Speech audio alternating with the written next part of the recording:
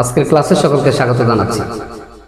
তো শিক্ষার্থী বন্ধুরা, আজকে আমরা খুবই সিম্পল একটা এক্সপোনেনশিয়াল ইকুয়েশনের সমাধান করে দেখাবো।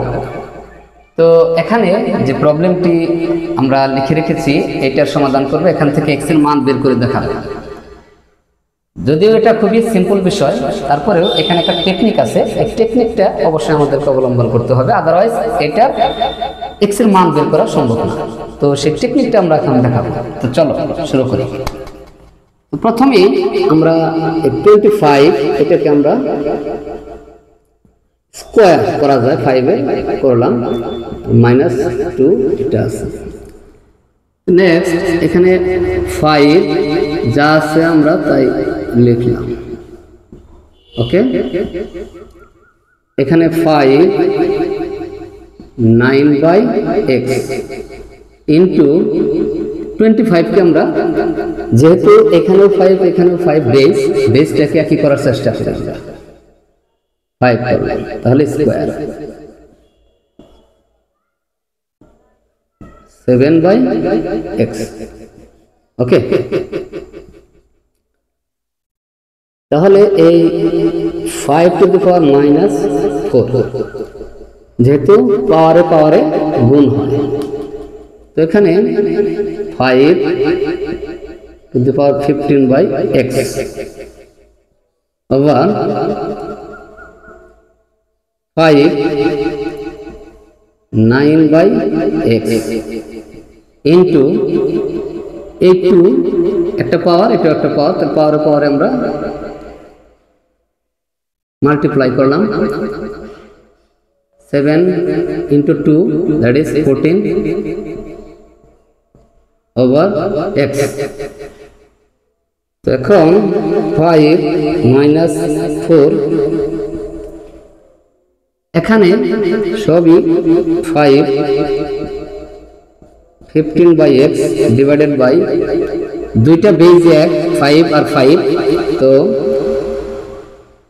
একটা বেস আমরা লিখলাম এবং পাওয়ারগুলো এখানে অ্যাডিশন হবে, যোগ হবে, হলো 9/x প্লাস 14/x। এখন 5 to the power -4, 5 to the power 15/x divided by এখানে 5, আর যদি আমরা এলসিএম করি x আর x হবে, আর এখানে 9 আর 14 যোগ করলে হয় 23/x, ওকে। এখন এটাকে যদি আমরা 5 to the power 4 equal to, যে 5 আছে এখানে বুঝতে হবে যে এই 5 আর এই 5 দুটো বেজ একই, তখন পাওয়ারগুলো বিয়োগ হবে, কারণ এটা ভাগ আকারে আছে, এই 5 এর সাথে এই 5 ভাগ আকারে আছে, অতএব পাওয়ারগুলো হবে বিয়োগ। তাহলে 5 15 ডিভাইডেড বাই x বিয়োগ 23 ডিভাইডেড বাই x।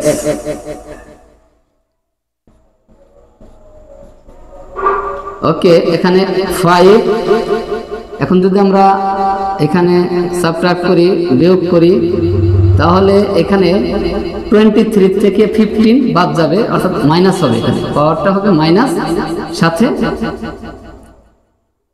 আমরা ধীরে ধীরেই করি, 15 - 23/x, ওকে। তাহলে এখানে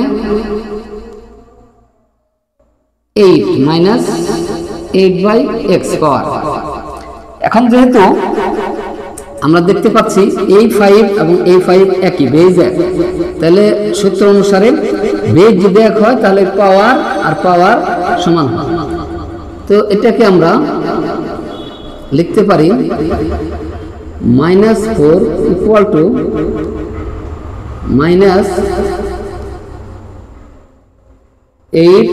divided by x minus minus দুই দিক থেকে চলে গেল, তাহলে এক্স এর সাথে আর আমরা এক্স নির্ণয় করবো যেহেতু, তাহলে এক্স আর 4টা নিচে চলে গেল ইকুয়াল টু 2। তাহলে এই 2 হচ্ছে এক্স এর মান। তো আশা রাখি তোমরা বিষয়টি সুন্দরভাবে বুঝতে পেরেছো। এখানে এই টেকনিকটা আমাদেরকে আয়ত্ত করতে হবে, তাহলে এই ধরনের যে কোনো প্রবলেম আসুক আমরা পারবো ইনশাআল্লাহ। ধন্যবাদ সকলকে, আসসালামু আলাইকুম।